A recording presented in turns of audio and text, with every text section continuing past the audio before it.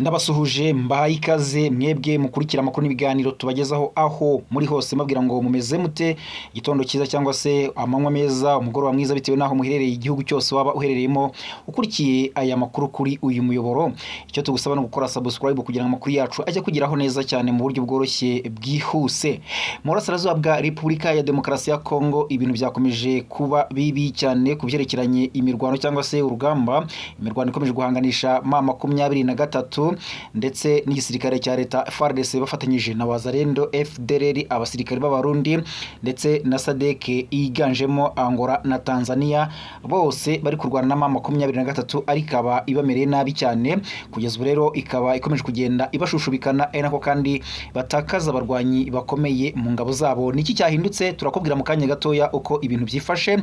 Hanyuma ahitwa Katanga hakomeje kumvikana imirwano, hari umutwe witwa MDK ukomeje gukora ibintu bidasanzwe. Kugeza rero amakuru avuga ko uyu mutwe waba wafashe uduce n'utuhe. Ese leta ya Kongo yahise ikora iki byihuse, kuko hari byamaze gutangazwa n'ubutegetsi bwa Kisekedi kubyerekeranye n'uyu mutwe, imbaraga ubundi zirava kuri uyu mutwe.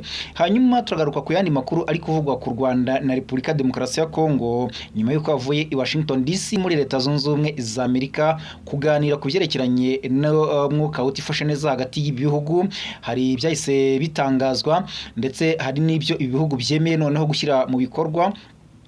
Ni ibihe baganiriye ubundi kuki niki abasesenguzi bavuga kuri iyi ngingo yo kuganira ku Rwanda na Repubulika Demokarasi ya Kongo mu gihe mu burasirazuba bwa Kongo ho imirwano ikomeje gukaza umurego, n'andi makuru atandukanye yo mu burasirazuba bwo hagati y'intambara ihanganishije Iran na Leta Zunze Ubumwe za Amerika. Mwumvise ko Amerika abayobozi bakuru ndetse no mu byerekeranye n'umutekano w'igisirikare muri Iran yamaze kubamara, niko twavuga ko abenshi bamaze kwasiga umutwe. Ejo twabwiraga witwa Rajirani, tukababwira wayoboraga umutwe wa Basiji, uyu nguyu rero nawe akaba yarahasize umutwe. Twabwira minisitiri w'ubutasi, bose bapfuye mu masaha 24 bakurikira abandi barimo umuyobozi mukuru w'ikirenga wa Iran mu minsi ishize wishwe n'umuryango we, na bamwe mu muryango nyine bakaba barahasize umutwe. Reka twitutse muri aya makuru rero tudatinze tutabatindiye. Umutwe witwa MDK wakamijije ahitwa Katanga. Uyu mutwe rero ukaba umaze igihe urwana, igihe kigiye kugera ku byumweru bigera muri 3 hari imirwano ikomeye cyane muri Katanga.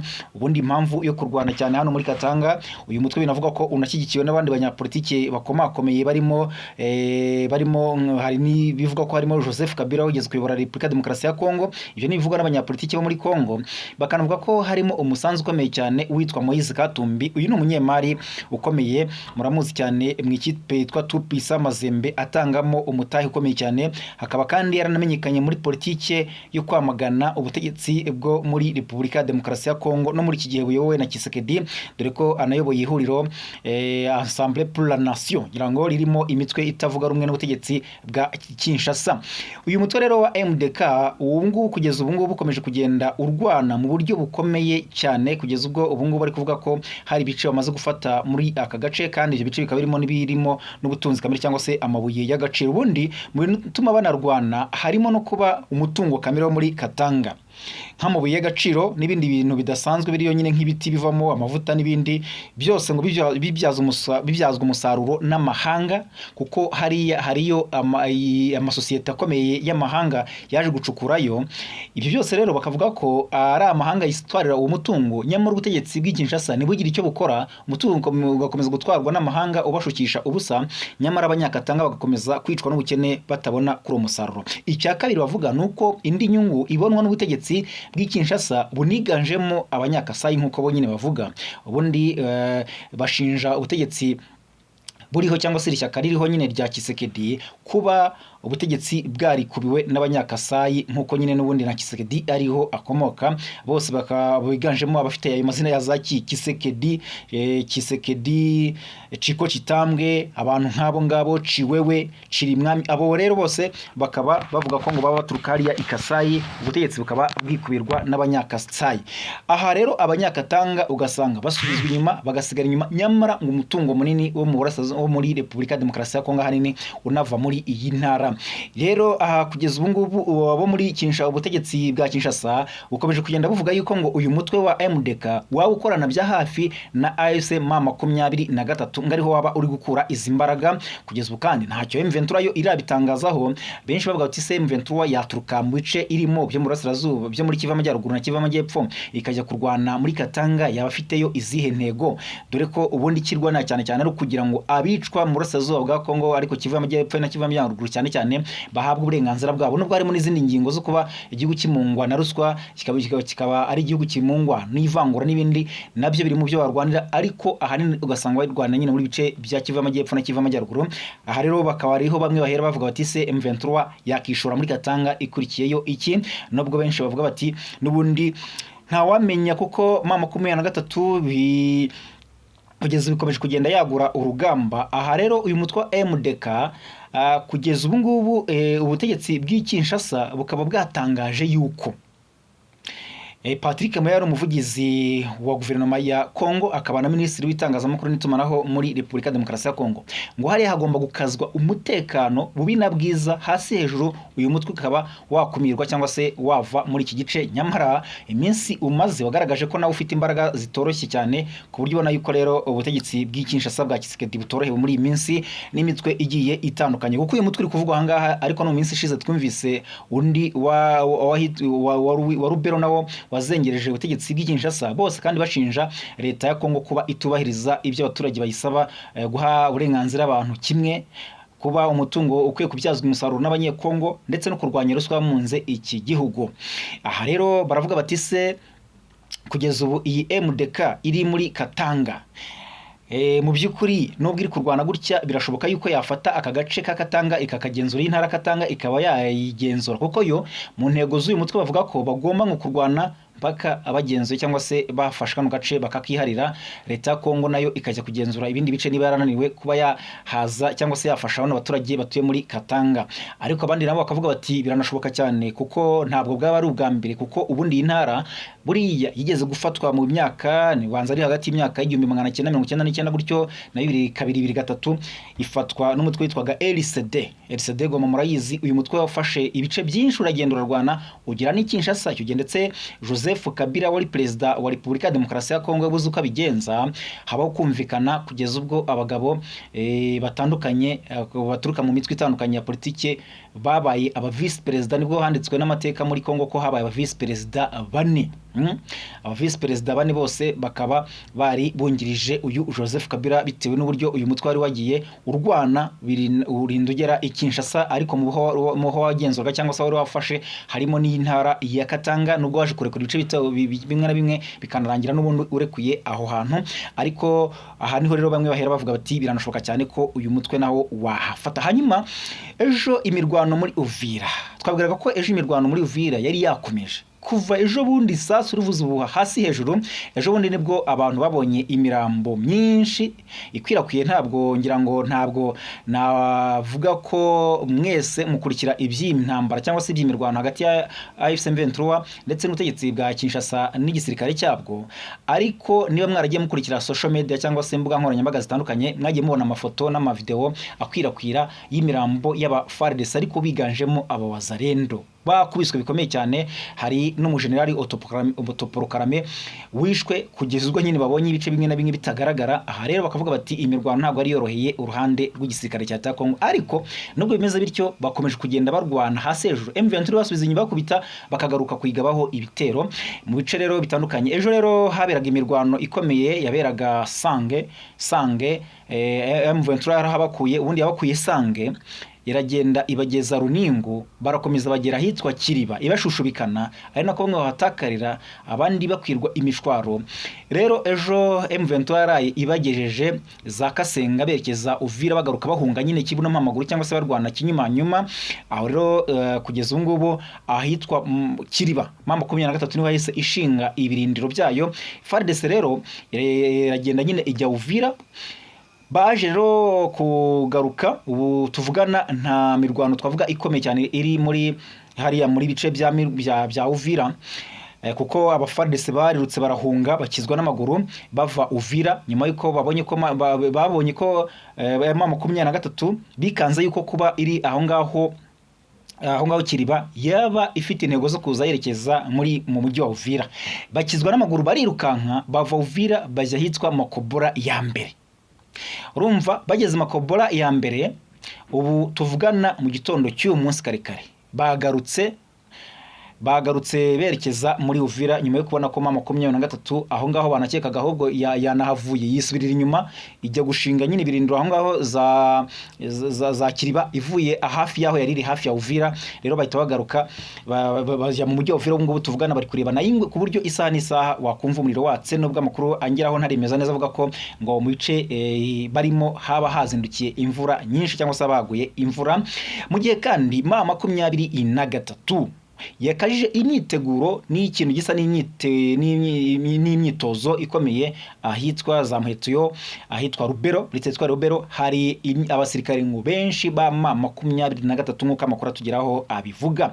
Aya makuru rero agaragaza ko aba basirikare bamaze iminsi bakora ibintu bisa na patrouille aho ngaho mu mwituzo ubona yuko nta kibazo gihari, ariko ukabona ko hashobora kuba hahishemo ikintu gikomeye cyane. M23 biri kwitegura mubizi ko mu minsi yashize ubwo yafataga za Masisi za Rucuru yaragiye inafata ibice bimwe na bimwe za hariya nyine za Rubero za Mambasa, murabizi ko yari yarahafashe. Aho hose hari harimo abarwanyi ba 23 yarahirukanye abasirikare ba leta Kongo FARDC, ndetse igihe yerekezaga za Butembo. Icyo gihe ngira ngo nabwo haje kubaho ko M23 ihagarika imirwano kubera ko nyine aho ngaho muri za Butembo na hafi yaho hari igisirikare cya leta Kongo n'icya Uganda UPDF muri gahunda yo kurwanya ibihe cyangwa se umutwe w'iterabwoba wa ADF. Nundi witwa Kodeko yugarije abaturage cyangwa se akomeje kwica abaturage muri ya bice. Aha rero niho 23 ikomeje kugenda igaragaza ko iri gukora nk'ikintu gisa n'imyiteguro, ariko imirwano twavuga ikomeye cyane iri ahitwa Uvira no mu nkengero zaho. Aha 23 ni nkubwira ngo iri mu marembo hafi cyane nk'uko amakuru tugeraho bivuga. Wumve ko ibintu bitoroshye cyane, ndetse leta ya Kongo ikababuze ayo icira nayo imira. Kugeza ubu ibitaro bya Uvira ngo bimaze kuzura abasirikare benshi babikomerekeye barimo biganjemo abazarendo n'abarundi, kuko ubundi amakuru agaragaza ko muri iyi mirwano kuva yatangira abahagwa benshi. Ntabwo yenzi iby'imirwano ngo menye ngo ni imbaraga nke cyangwa se n'itekinike nke bafite, ariko wazarendo n'abarundi bagiye batakariza ubuzima cyane nk'uko imibare ibigaragaza, ndetse banafatwa amatekwa ku bwinshi. Abandi nabo ariko ntibivuze ko batagiye bahagwa, nubwo n'ubundi na M23 nayo biri ku rugamba birumvikana, ariko abenshi bahaguye ni wazarendo n'abarundi mu ihuriro ryose bifatanya n'igisirikare cya leta. Murabizi ko harimo nyine SADC, harimo abacanshuro b'abazungu, harimo FDLR, harimo bose baragiye ba M23 bakubita, ariko abahaguye benshi ni wazarendo n'abasirikare Barundi. Kugeza ubu rero kandi nubwo bimeze bityo, abaturage bo muri gice cya Minembwe bakomeje gutaka ko bari kugabwaho ibitero n'igisirikare cya leta Kongo FARDC. Hakaba hari ibitero bindi biza kubasahura mu mirima yabo bakabatera nijoro. Ibyo byose bakomeje kubyamaganira kure, mu gihe hari urundi ruhande rw'abanyamurenge. Murabizi ko ku munsi w'ejo inkuru yiri bivugwa hirya no hino ari abaramyamurenge bifashe bakora itsinda barajya mu Burundi bajya gushimira Perezida Evariste Ndayishimiye Neva, bavuga ko ibikorwa ari gukora muri Kongo ari ibikorwa byiza. Nyamara abandi benshi bavuga bati se ibintu Ndayishimiye akora afatanya na leta ya Kinshasa kwica abo mu bwoko bw'Abatutsi n'abavuga ikinyarwanda muri rusange, by'umwihariko abanyamurenge muri Kivu y'Amajyepfo uburyo bugarijwe, kuko abo bakoze iryo tsinda bari bagamije iki? Iyo ngingo ntiri kuvugwaho rumwe.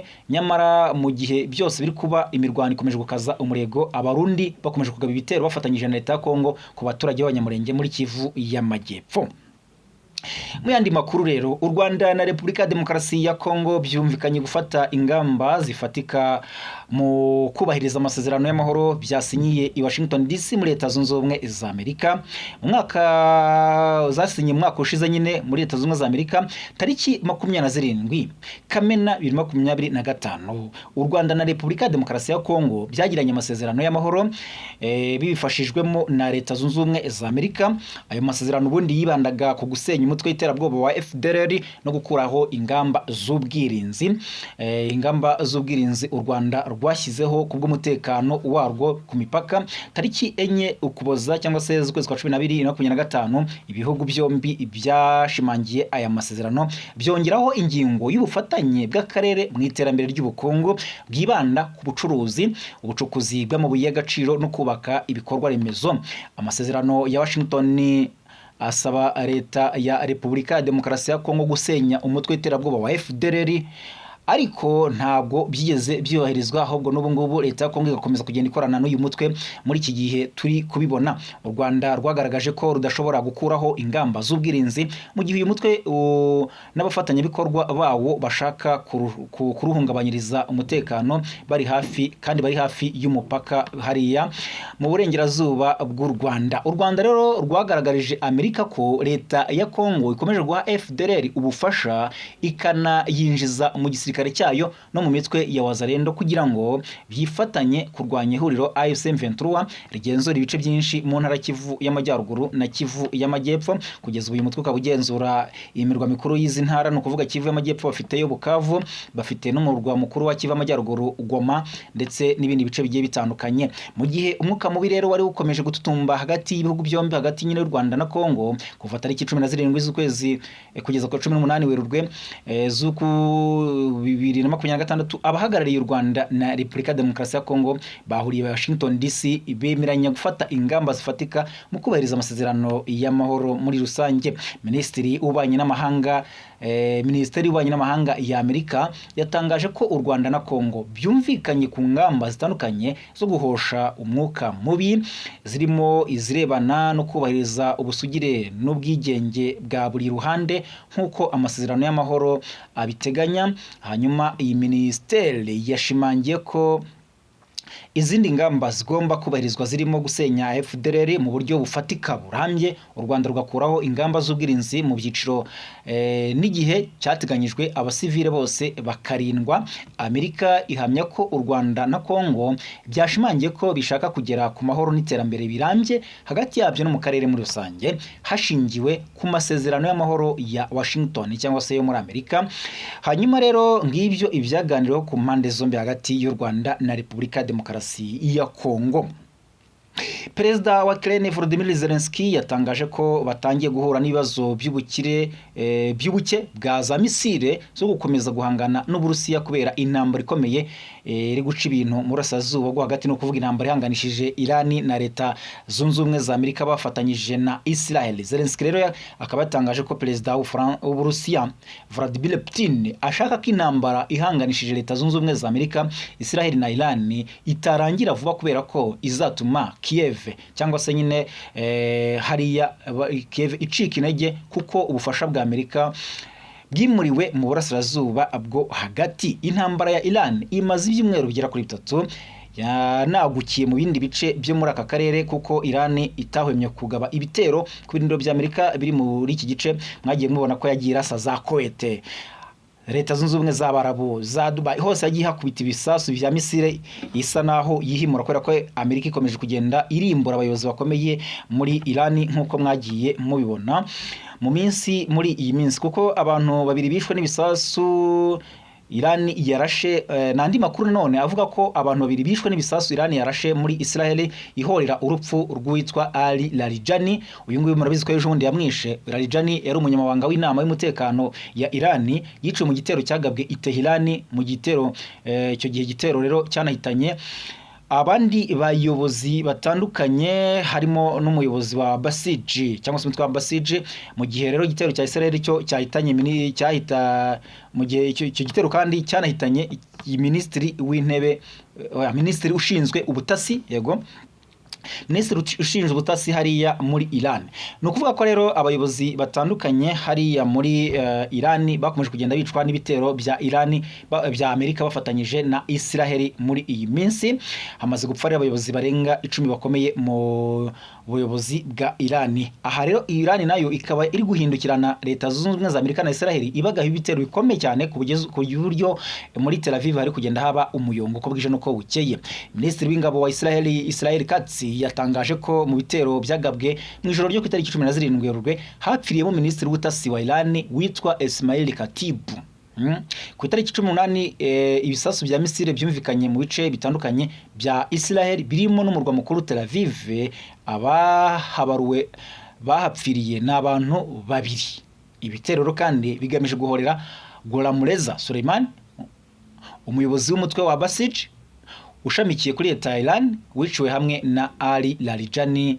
Uyu nguyu rero akaba yari umunyamabanga nyine mu by'umutekano, bose bakaba barakurikiwe na Katibu Ministri w'ubutasi. Urumva ko rero kugeza ubu ngubu ibintu byakomeje koroha mu ntambara iri kubera mu Burasirazuba bwo hagati cyangwa se Middle East.